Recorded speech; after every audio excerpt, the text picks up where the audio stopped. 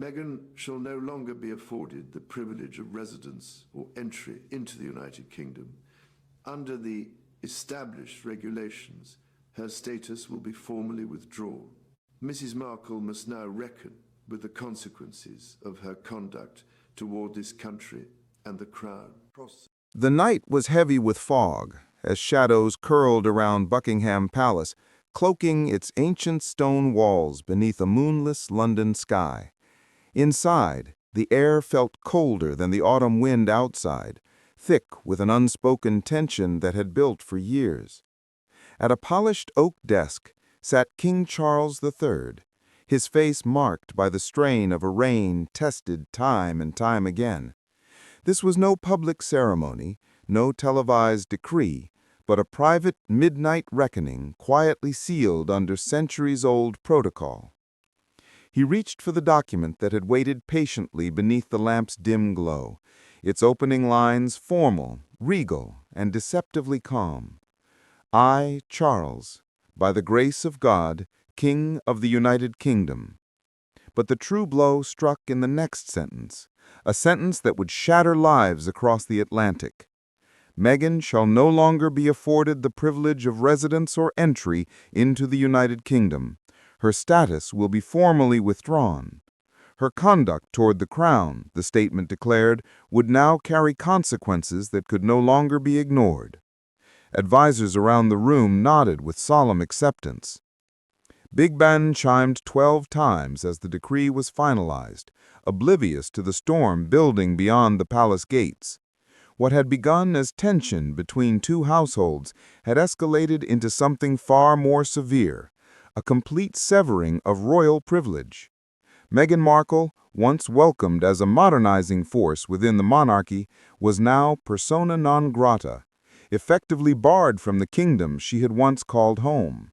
Flights halted, access denied, invitations rescinded. The unraveling had begun. Her future darkened with every inkstroke on that royal order. Most of the world had assumed the worst was over. Harry and Meghan, settled in their multi-million-dollar Montecito estate, seemed untouchable behind streaming deals, foundation spotlights, and celebrity alliances. Yet beneath the palace's stoic silence, resentment had grown like roots beneath concrete. Charles had endured bombshells, memoirs, podcasts, and documentaries, all carrying the familiar sting of betrayal. Oprah's interview painted the monarchy as indifferent. Spare carved wounds deeper, exposing family fractures. And the Netflix series presented the crown as cold, fragile, outdated. Enough had finally become enough. The revocation cited Section 7 of the Immigration Act 1971, allowing entry to be denied on grounds of public good. Meghan's indefinite leave to remain, granted automatically upon her royal marriage, was now gone. Setting foot on British soil could trigger immediate detainment. By dawn, word escaped through a terse palace bulletin. Within minutes, Meghan banned trended worldwide. News anchors fumbled for answers. Analysts speculated wildly, but insiders whispered about a classified dossier, one containing years of damaging actions, statements, and alliances that had pushed the monarchy to the brink. The King's public statement, broadcast on BBC at 8 a.m., left no room for mercy. The Crown stands for unity and service. Actions that undermine this cannot be tolerated. In California, Harry's phone vibrated endlessly. Meghan froze mid-sip of her morning latte as headlines flooded her screen. Their empire, crafted in defiance, now felt like a collapsing house of glass. For Meghan, this was only the beginning of the fallout that would soon engulf her entire world. Inside Buckingham Palace's private council room, the atmosphere was charged with urgency. Portraits of monarchs long gone stared down, as if witnessing history repeat itself. It was late October 2024, and King Charles had convened an emergency gathering, Not the full machinery of royal advisors, but a small circle of absolute trust: Prince William, Princess Anne, and select legal minds from the Home Office. The room felt more like a courtroom than a council chamber, and everyone knew the stakes. Anne, never one to mince words, opened the discussion with sharp clarity. Meghan's latest podcast, she said, had crossed a line by branding the monarchy archaic and oppressive. It's sedition dressed up as therapy, she argued. William, fists clenched, added that Harry and Meghan had monetized royal pain at every turn. Spare had sold millions on the back of family wounds, and their Netflix episodes had incited tension across the Commonwealth. On the polished table lay the dossier, 200 pages of evidence detailing Meghan's actions over the years. The dossier included everything from her leaked letter to Thomas Markle to her role in the Finding Freedom biography, which had been written with unprecedented insider access. Even her fallout with Spotify, where executives labeled the couple grifters, found its way into the file. Polls showed that public favor had shifted decisively. While general royal approval remained steady, support for Harry and Meghan in the UK had plummeted. Caribbean nations, distancing themselves from the crown, had blamed royal fractures on the couple's Netflix portrayal. Charles spoke quietly but firmly. This isn't retaliation, it's preservation. He explained that Meghan's visa fell under a conduct clause scrutinized after Harry's 2020 security lawsuit. Immigration Minister Robert Jenrick had confirmed that repeated public disparagement of the UK and monarchy constituted detriment to national interest. The room fell silent as Charles made it clear that the crown could no longer absorb the damage. Anne's voice cut through like steel. Elizabeth endured Diana's divorce. You will not endure this betrayal. By 2 a.m., the vote was unanimous. Dawn brought a slate-gray sky as Charles signed the order. No appeals, no extensions, no pathway back. Meghan was banned, effective immediately. Across the Atlantic, Harry's disbelief gave way to panic. He muttered that the palace had overreached, but Meghan understood instantly. This was not symbolic punishment. It severed her from the United Kingdom forever. From royal estates to family holidays. From Frogmore Cottage to Ascot. Her children's ties to Britain became nothing more than symbolism. Public reaction ignited instantly. Tabloids rejoiced with headlines like "Good Riddance," while progressive commentators accused the palace of racism and retaliation. Polls, however, told a different story. 71% of Britons supported distancing from the Sussexes. Internationally, scrutiny intensified as the dossier revealed uncomfortable associations, including long-debunked but persistent rumors involving figures like Jeffrey Epstein.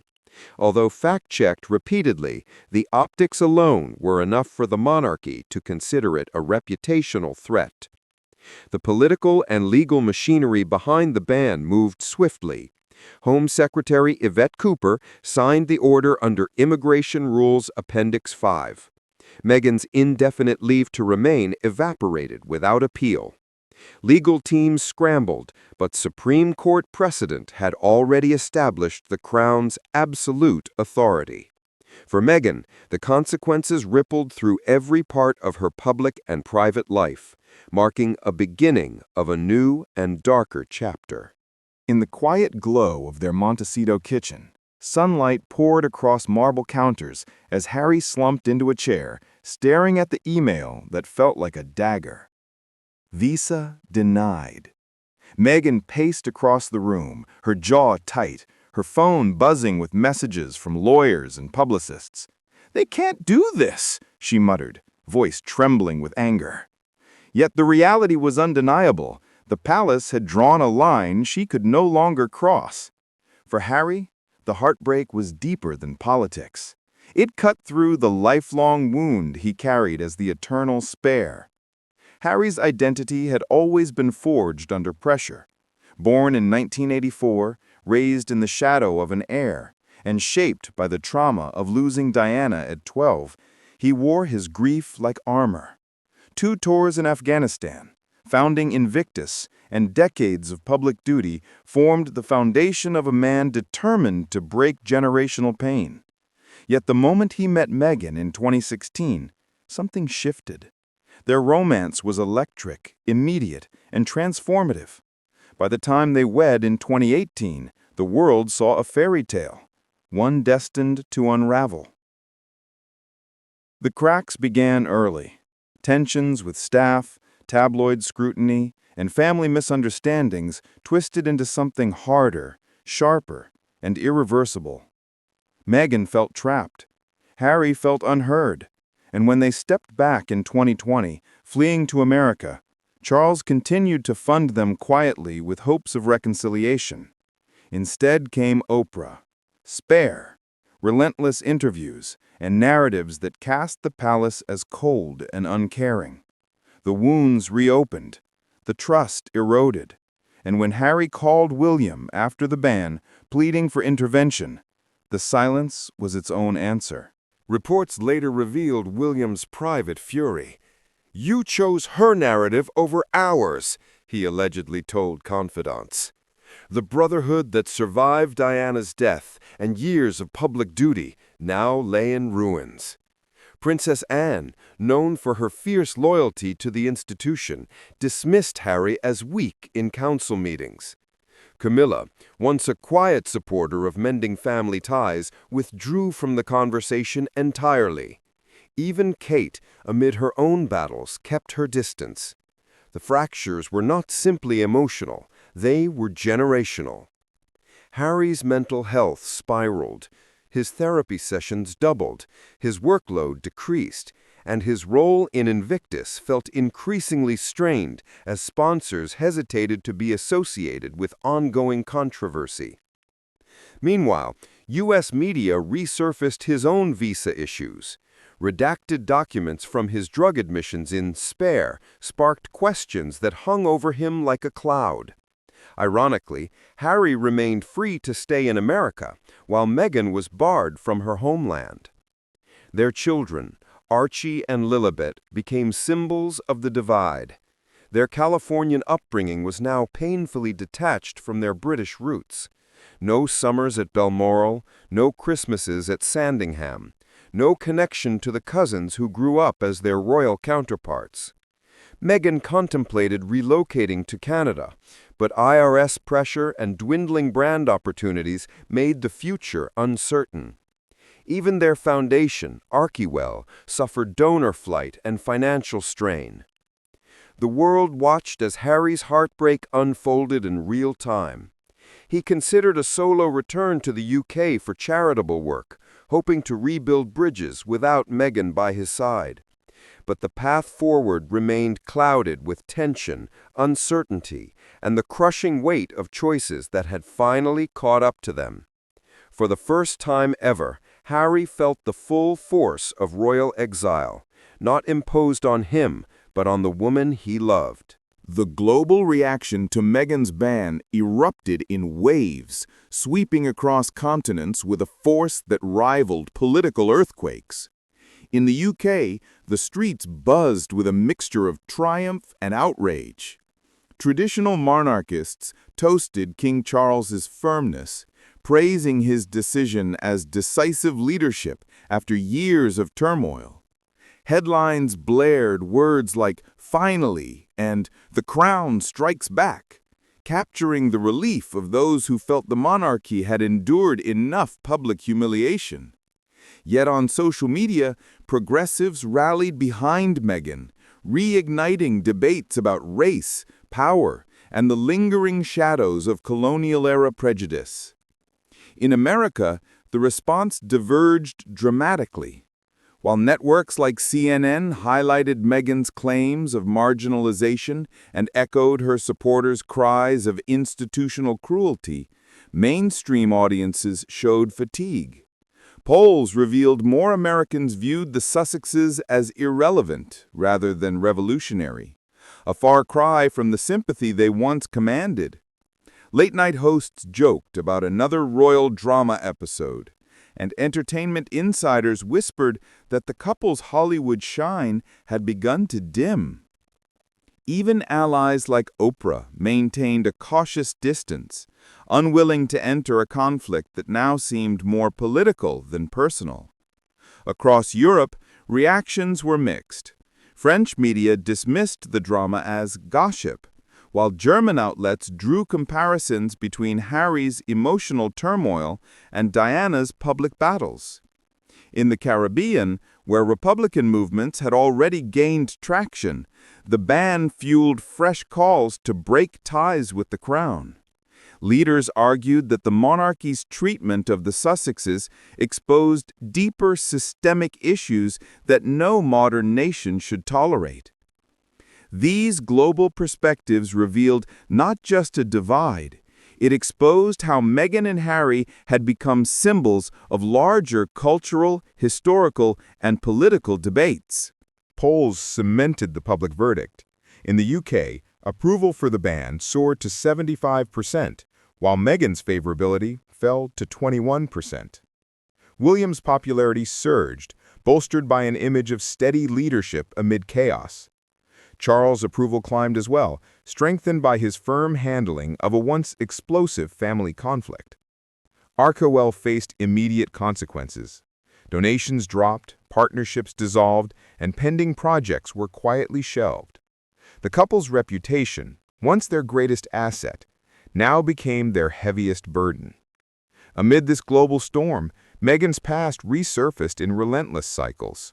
Reporters unearthed her early years in Los Angeles, her activism at 11, her prestigious education, and her Hollywood climb through auditions and supporting roles. Admirers praised her resilience, highlighting her diplomatic internships, charitable work, and ascent to global recognition. Critics pointed to her failed marriage, staff disputes, and strained family relationships. Even long-debunked rumors re-emerged as sensational clickbait, feeding a narrative Meghan could no longer control. With her UK privileges stripped away, Meghan faced a fragmented future. No royal events, no UK premieres, no access to the institutions she once attempted to reshape. Harry contemplated returning alone, desperate to rebuild ties with his father and brother. Some insiders predicted a reconciliation in the coming years, one that excluded Meghan but welcomed Harry back into the fold.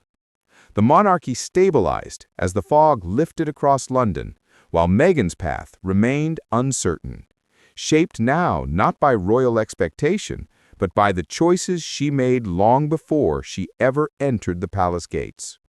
Her story was far from over, but the chapter she once dreamed of had closed forever.